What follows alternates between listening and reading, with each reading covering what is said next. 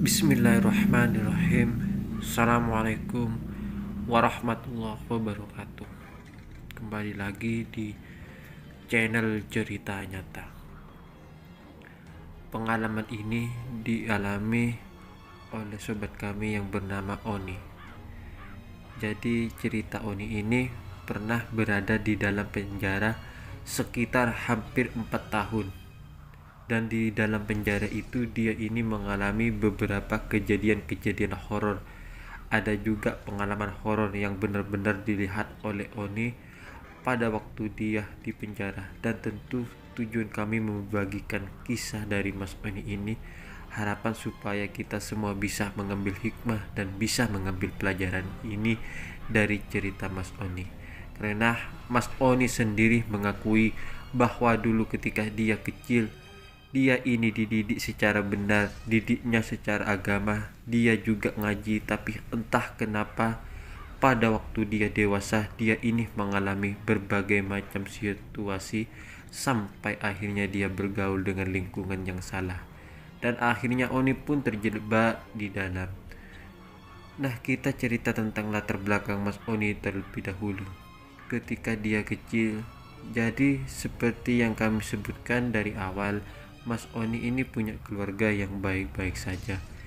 Jadi dia kecil sekolah secara normal, dia juga ngaji di tempat ngaji. Di situ juga ada sebuah masjid. Jadi setiap sore sepulang sekolah dia ini tidur siang lebih dahulu, sorenya baru ngaji bersama teman-temannya. Nah, Oni juga ingat masih waktu kelas 6 SD dia sudah hafal beberapa surat-surat pendek.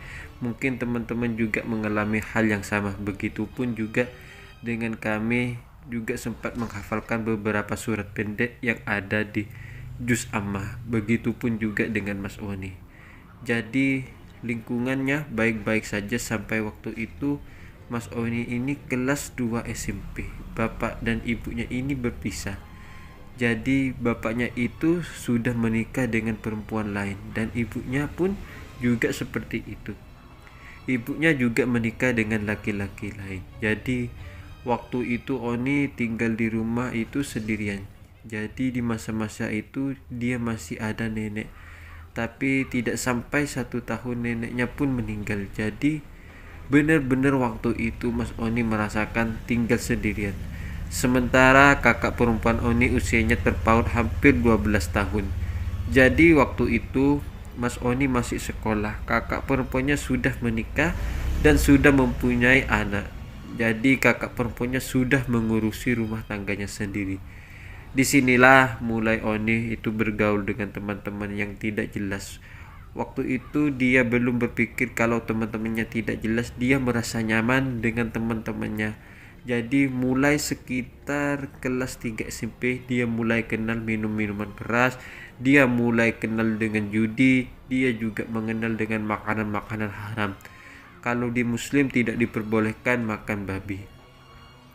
Tapi waktu itu di setiap kali minum minuman keras, Oni selalu cemilannya ini yang berbau-bau babi. Jadi dia sudah terbiasa memakan makanan haram dan juga minum minuman keras. Ketika dia duduk di bangku SMA, ternyata hal ini selesai, tapi malah lanjut dia punya teman-teman SMA ini yang malah nakal-nakal. Mulai dari situ Oni mulai mengenal narkoba dari jenis ganja, sabu-sabu sampai lain sebagainya. Dan hal ini terus dilakukan Oni selama dia SMA. Hampir waktu itu dia terancam dikeluarkan dari sekolah karena ketahuan membawa 2 botol minuman keras. Untungnya waktu itu beberapa teman Oni ini dari kalangan orang tua yang cukup kaya. Jadi mereka inilah yang menyewa pengacara dan juga membayar ke pihak sekolah supaya mereka ini tidak dikeluarkan dari sekolah. Dan termasuk Oni dari situ.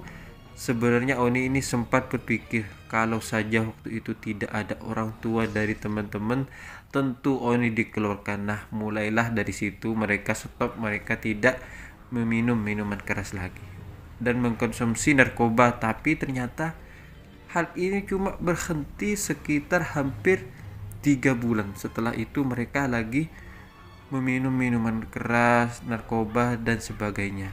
Sampai singkatnya Oni ini dan teman-teman lulus dari SMA. Dia tahu beberapa temannya ini melanjutkan kuliah dan juga ada yang langsung bekerja. Dan Oni sadar bahwa teman-teman ini adalah umumnya anak-anak orang kaya, sedangkan Oni ini kehidupannya sehari-hari masih ditopang oleh kakak perempuannya. Nah, selepas dia lulus SMA itu dia sadar bahwa dia ini sudah tidak punya teman lagi. Teman-temannya sibuk kuliah dan juga jarang ketemu, sampai tiba-tiba Oni ini dihubungi oleh salah satu teman SMA. Salah satu teman SMA ini ngumpul, Oni pun menuju ke sana dan seperti biasa karena mereka di SMA sudah terbiasa kalau setiap kumpul mereka selalu meminum minuman keras dan pesta narkoba. Jadi waktu itu pas mereka kumpul, Oni dan teman-teman melakukan hal yang sama. Mereka mabuk-mabukan mengkonsumsi narkoba sampai hal ini berlalu sekitar beberapa bulan. Setiap hari Sabtu malam Minggu mereka selalu kumpul dan mengadakan pesta. Nah, hari itu hari Sabtu ada 2 orang teman Oni yang bilang dia ini pernah ketemu dengan seseorang yang mengajari untuk ngandong. Bahasa Jawanya kalau ngandong ini adalah mencari nomor di tempat-tempat angker. Nomor ini meminta kepada sosok makhluk halus yang menunggu di tempat-tempat angker. Nah, harapannya supaya makhluk halus ini ngasih nomor dan kemudian nomor itu didaftarkan ke judi togel. Nah, ketika mendapat cerita ini, Oni ini tertarik. Ayo kita coba untuk cari nomor. Nah, akhirnya mereka tertarik. Malam itu setelah mereka berpesta miras, mereka menuju ke sebuah rumah kosong. Jadi rumah temannya ini berada di perumahan elit dan memang banyak rumah kosong di sana yang sudah ditinggal penduduknya. Sudah ditinggal oleh pemiliknya, ada beberapa rumah kosong di sana. Tapi menurut temannya, Oni ini ada satu rumah yang benar-benar angker. Karena rumah itu dulunya adalah bekas pembantaian, seluruh isi rumahnya ini dirampok dan pemilik dibantai di sana. Jadi rumah ini dibiarkan terbengkalai sudah lama sekali dan setelah dikenal angker. Nah, setelah salah satu teman Oni ini ngasih uang rokok ke security, mereka pun akhirnya masuk ke rumah ini. Mereka sudah membawa beberapa perlengkapan yang harus dibawa seperti sesajen berupa kopi pahit, rokok, dan beberapa bunga 7 rupa. Dibawalah ke sana. Nah, yang tinggal di sini ini sebenarnya tidak boleh banyak, hanya 2 orang lah. Oni inilah yang penasaran dari awal. Akhirnya Oni ditugaskan di sana beserta 1 orang temannya lagi. Nah, waktu itu mereka nunggu lama banget, hampir sekitar 2 jam tidak ada tanda-tanda apapun. Suara-suara aneh ini tidak bermunculan sama sekali. Sampai akhirnya mereka berdua ini tertidur di sana. Terus Oni tidak sadar, pas waktu dia bangun dia melihat temannya sudah tidak ada di sana. Jadi Oni ini benar-benar sendirian. Nah, Oni pun santai, dia menyalakan rokok sambil melihat sekeliling. Jadi rumah ini besar banget. Di tengah-tengah rumah itu ada sebuah taman dengan ruangan yang terbuka dan ada 1 pohon mangga. Pohon mangga besar. Mereka ini melakukan ritual persis di bawah pohon mangga itu. Jadi Oni berada sendirian di sana melihat di sekeliling rumah ini ada kaca-kaca yang sudah hancur semua. Pintu-pintu juga sudah rusak. Jadi Oni tidak ada perasaan takut sedikit pun. Barulah setelah dia ini menyalakan rokoknya, yang kedua dia baru mendengar ada suara orang yang jalan dari dalam. Nah, disinilah Oni sudah mulai perasaan dia teriak-teriak, "Ji, Pak Ji." Dikira temannya yang ternyata tidak ada jawaban apapun, tapi suaranya langkah kaki ini tetap terdengar. Nah, Oni penasaran, dia berdiri masuk ke dalam rumah. Dia ngambil teriak nama Panji, "Panji, mana kamu?" Suara ini masih terus terdengar. Akhirnya Oni pun balik lagi ke bawah pohon mangga. Itu dia melihat ternyata rokok yang tadi dibiarkan tergeletak di posisinya sudah dalam keadaan menyala. Dia juga kaget. Oni ini perasaan tadi rokoknya ini sama sekali tidak dinyalakan karena dia bawa rokok sendiri Terus dari situ Oni ini benar-benar melihat kejadian yang tidak masuk akal. Dia melihat sendiri rokok yang menyala ini seperti ada yang menghisap. Jadi rokoknya ini jalan menyala, apinya itu benar-benar kayak ada yang menghisap. Terus dari situ Oni ini langsung merinding. Dia tiba-tiba mendengar ada suara hembusan napas. Lah, disinilah Oni sudah mulai takut, tapi dia tetap tidak beranjak dari tempat duduknya. Dia masih ada di sana. Tiba-tiba ketika Oni ini terdiam, tidak sampai 5 menit dari sana, Oni ini melihat ada sekelebatan bayangan putih seperti melintas dari gedung rumah itu menuju ke arah pohon. Nah, awalnya dia hanya melihat sekelebatan warna putih. Tiba-tiba lama sekelebatan putih ini terlihat semakin jelas. Barulah di situ Oni ini bisa benar melihat ada sosok kuntilanak. Rambutnya panjang sekali. Dia ini terbang dari atas langsung menuju ke arah Oni. Disinilah Oni ini langsung benar-benar lari ketakutan. Nah, sesampainya di rumah temannya itu, ternyata teman-temannya ini masih dalam keadaan yang terjaga. Mereka masih ngobrol satu sama lain. Mereka masih minum minuman. Lah, teman-temannya Oni ini juga kaget. Loh, On, kok sudah balik? Oni tanya Panji, mana lu Panji? Panji sudah tidur dari tadi, katanya kamu memang sengaja dibiarkan di sana sendiri. Nah, Panji sekarang mana? Ternyata dia melihat Panji ini sudah tidur. Barulah dibangunkan sama si Oni. Terus Panji ini cerita kejadian yang waktu itu dialami. Kenapa Panji ini sampai keluar dari rumah itu. Nah, dari cerita Panji inilah Oni tahu ternyata waktu itu Panji dan Oni berjaga di sana. Mereka ini ketiduran keduanya, termasuk si Panji juga ketiduran. Tiba-tiba Panji ini dibangunkan oleh sosok bapak-bapak. Beliau pakai kemeja putih, wajahnya pucat. Wajahnya pucat banget. Panji ini bangun. Terus Panji ini bangun, dia melihat bapak-bapak ini bilang ke Panji, kamu tidur di rumah siapa? Ayo pulang. Pulang, dia dibentak seperti itu. Akhirnya Panji ini lari terbirit-birit. Begitu dia ini melewati rumah tersebut, Panji ini melihat Oni masih ada di bawah pohon mangga itu. Sementara sosok bapak yang ngusir Panji ini berdiri persis di samping Oni. Dan sosok bapak ini memandang terus ke arah Oni.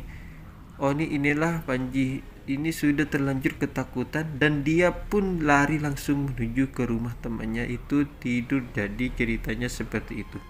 Nah, anehnya pertama kali Oni melihat sosok kuntilanak ini merupakan pengalaman pertamanya. Jadi sebelum-sebelumnya ternyata Oni tidak pernah melihat sosok makhluk halus semacam ini. Jadi pengalaman pertama Oni melihat makhluk halus adalah dengan melihat sosok kuntilanak. Jadi anehnya setelah kejadian itu Oni sering melihat makhluk-makhluk tak kasat mata. Mungkin dengan kejadian itu Oni akhirnya bisa melihat makhluk-makhluk halus.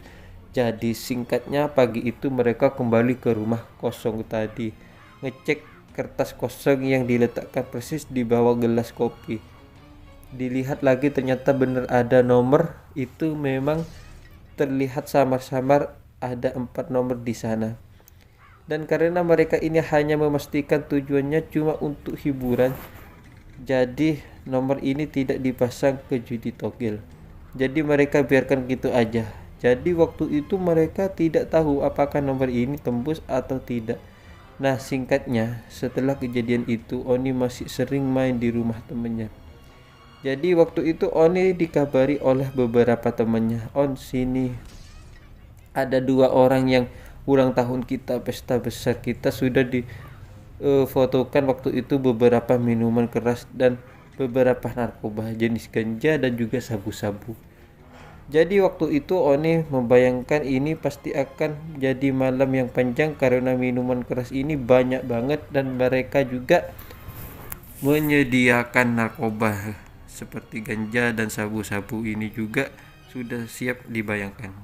Pasti sampai pagi tidak selesai. Nah, waktu itu datanglah Oni dan teman-temannya juga datang. Ada 5 orang. Biasanya yang datang di pesta di Sabtu malam Minggu itu ada sekitar 12 sampai 15 orang. Tapi hari itu ada yang datang hanya 1 orang. Sedangkan minuman keras ini banyak, narkoba juga banyak. Mereka ini juga mikir juga kalau 5 orang suruh ngabisin ini mati kita. Mereka sudah berpikir seperti itu.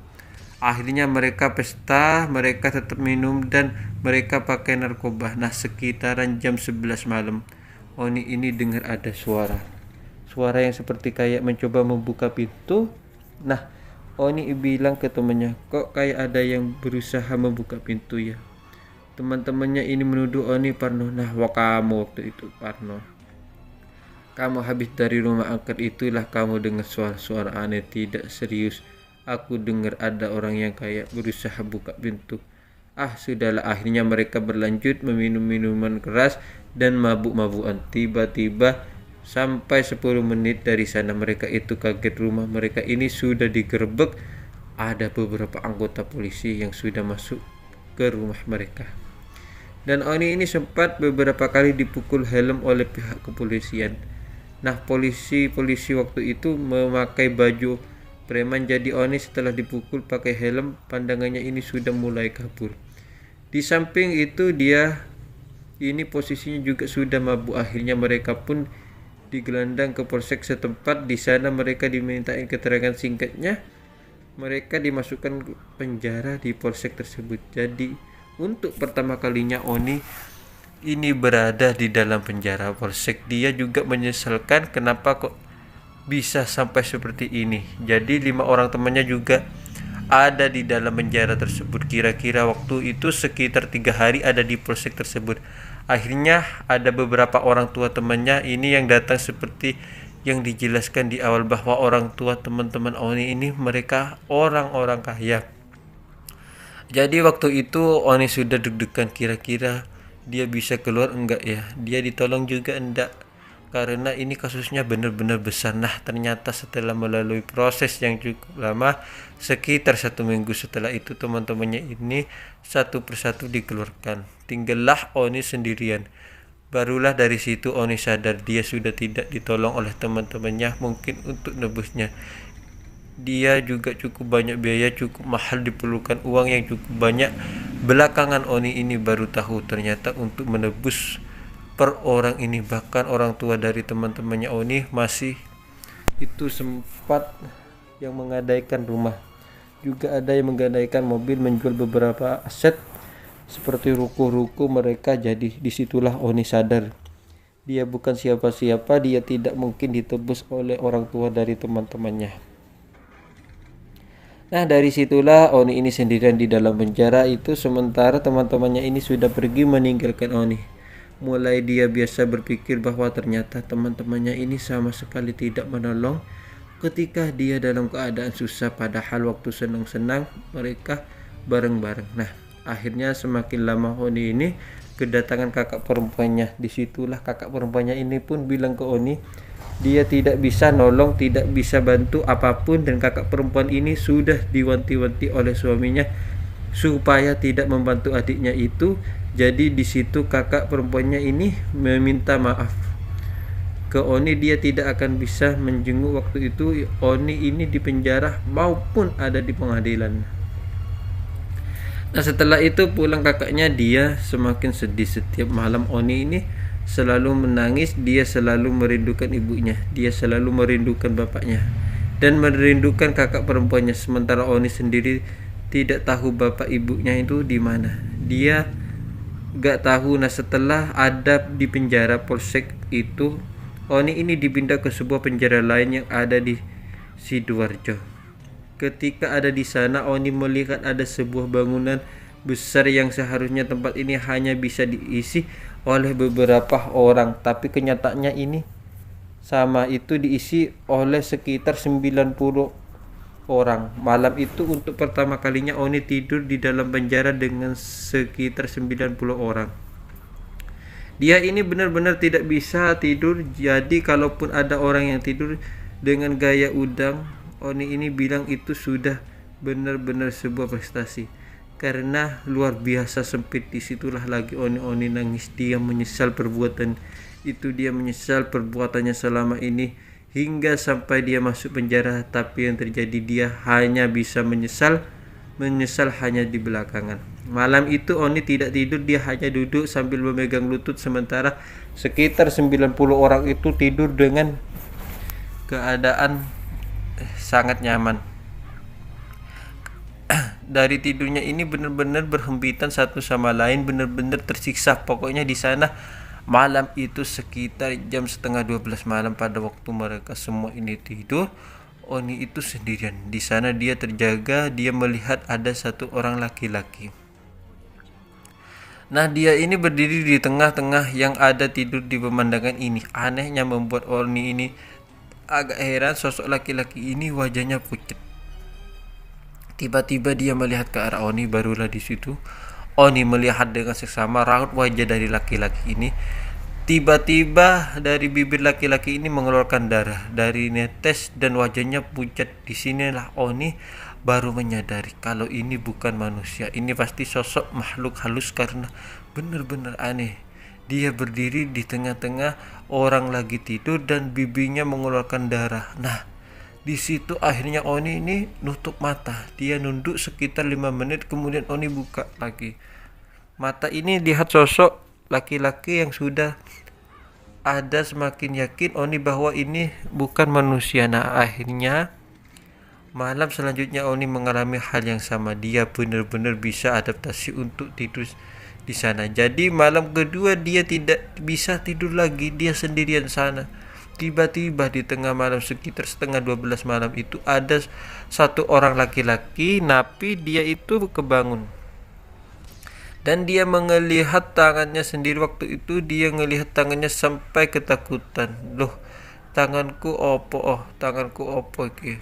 Tanganku getek. Dia bilang tanganku penuh darah. Nah, waktu itu Oni ini melihat kejadian itu dengan kaget. Akhirnya napi yang lain merasa terganggu. Si anak ini dipukuli karena dia membuat keributan di malam hari. Nah, di malam-malam selanjutnya si laki-laki ini selalu seperti itu. Dia kebangun di tengah malam, dia pernah loncat sambil lari menuju ke arah pinggir. Nah, pas waktu dia loncat sambil lari-lari, tentu menginjak napi-napi yang lain. Waktu itu lagi tidur, akhirnya dia pun dikebukin lagi karena dia membuat keributan. Dan menurut Oni, aneh, setiap malam ada 2 orang laki-laki usianya masih sekitar 20 tahun. Mereka berdua ini selalu seperti itu. Mereka berdua selalu merasa badannya ini kotor dan bau amis, bau darah, dan dia ini selalu melihat tangan mereka ini penuh darah. Jadi 2 orang laki-laki inilah yang sering bikin keributan di malam hari. Sampai pada akhirnya Oni penasaran, kira-kira 2 pemuda ini siapa, kasusnya apa. Akhirnya dia mendapat informasi dari napi yang lain. Pemuda ini adalah pelaku pembunuhan. Permasalahannya sangat sepele. 2 orang pemuda ini bermain PS bersama teman-temannya. Jadi waktu itu ada 3 orang. Nah, ada 1 orang ini yang menang, 2 orang ini kalah. Mungkin waktu itu mereka taruhan atau apa. Akhirnya 2 mereka pemuda ini tega untuk menghabisi temannya sendiri. Dan setelah itu, mohon maaf, mayat dari temannya ini dipotong-potong, dimasukkan di kardus kulkas dan dibuang di daerah yang sepi. Akhirnya mereka masuk penjara, dan selama ada di penjara itu sudah selalu dihantui oleh sosok-sosok yang tak kasat mata. Dan dia selalu melihat tangannya ini penuh dengan darah sampai dia selalu teriak-teriak. Jadi yang terjadi setiap malam ini, dia selalu teriak-teriak seperti dia berhenti setelah dipukuli oleh napi-napi yang lain. Nah, singkatnya, Oni ini pun menjalani masa peradilan. Dia dijatuhkan vonis hukuman sekitar 4 tahun penjara lebih. Akhirnya dipindahkan di lapas yang lain yang lebih besar. Nah, ternyata ketika lapas yang lebih besar itu, dia ketemu lagi dengan 2 orang pemuda yang pelaku pembunuhan itu. Nah, ternyata kenyataan yang terjadi, 2 orang pemuda ini setiap malam dia masih selalu merasa dihantui. Jadi setiap malam dia selalu teriak-teriak kencang.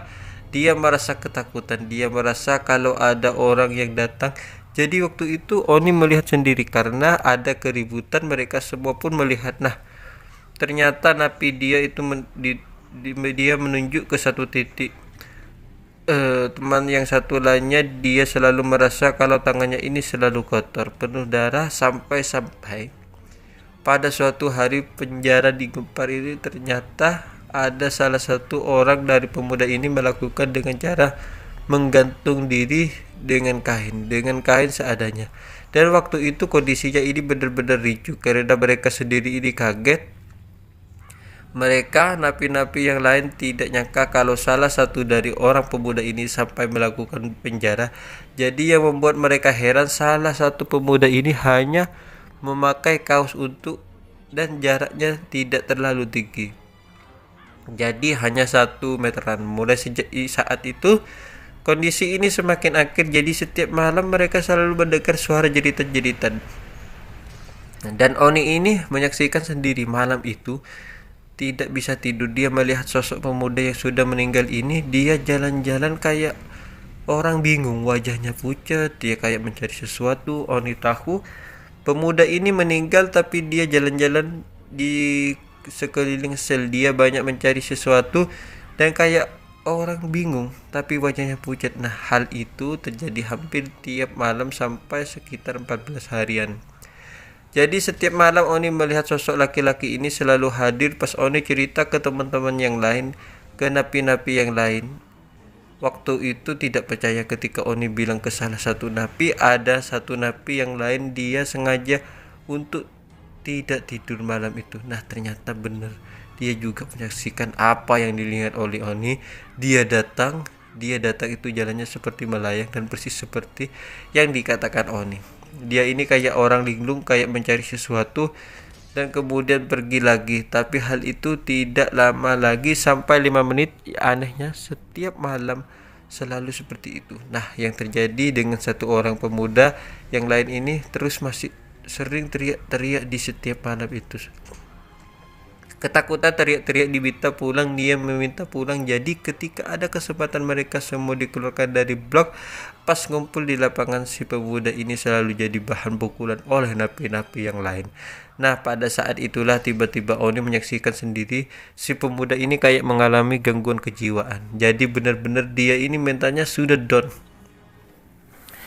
Setiap malam dia selalu teriak-teriak dan terjadi hampir setiap hari, sampai kemudian dia ini dilarikan di rumah sakit jiwa. Nah, setelah 2 orang pemuda ini tidak ada di lapas, ternyata gangguan tidak selesai. Oni masih sering melihat satu orang pemuda ini masih keliling di setiap malam. Suatu malam waktu itu Oni ini sekitar hampir 6 bulanan ada di penjara itu.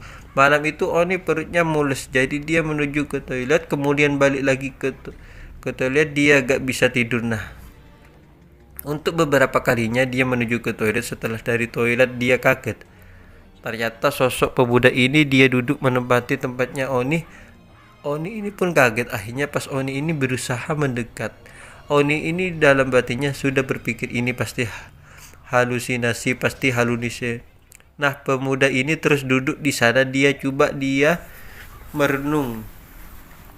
Wajahnya pucat. Nah, Oni langsung ke toilet untuk melanjutkan sakit perutnya. Tapi sosok pemuda ini diam terus. Jadi Oni melihat sosok pemuda ini persis seperti sosok manusia, bukan seperti hantu. Jadi wujudnya persis seperti manusia. Sampai waktu itu Oni ini ngucek-ngucek mata, dan setelah dia ngucek-ngucek mata, ternyata sosok pemuda ini masih ada di sana.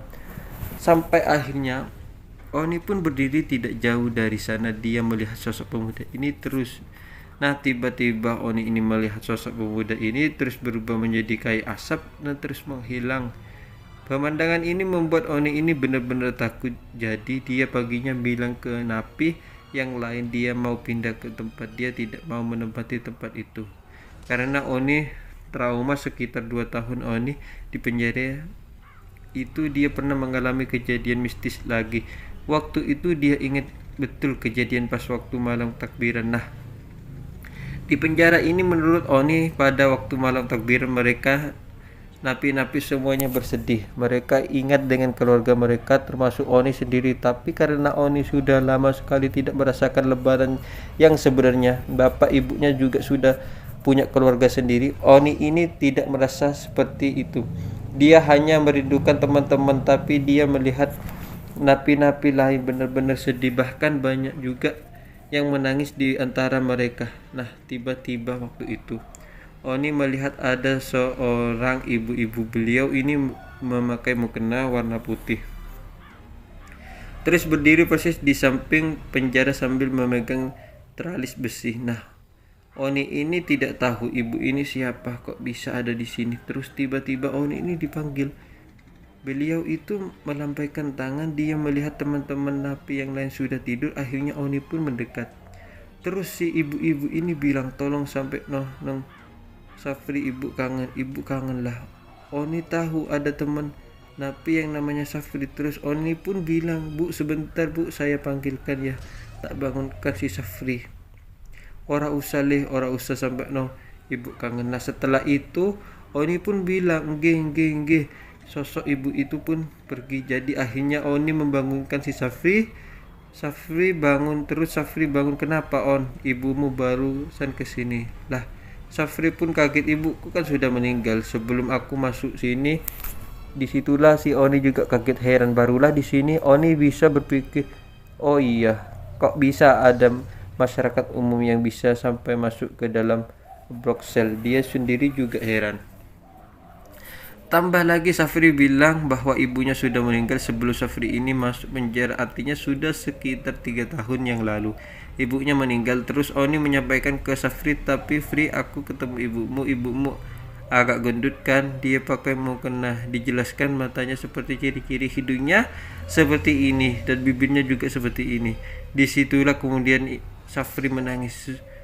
Sesungguhan dia menangis terus. Akhirnya Safri menunjukkan foto ibunya, foto almarhum ibunya, dan di situ Oni melihat benar-benar, iya Fri, ibumu ini Fri, benar Fri, aku melihat ibumu ini. Safri pun semakin menangis, apalagi waktu itu momennya adalah malam takbiran Idul Fitri. Nah, suasana ini pun akhirnya menjadi kesedihan bagi mereka semua. Nah, setelah kejadian itu Oni pun mulai beradaptasi. Berada di sana dia punya saudara-saudara baru sama napi. Singkatnya sekitar 4 tahun Oni ada di penjara tersebut. Akhirnya Oni pun diputuskan untuk bebas pada waktu Oni ini berada di lapas.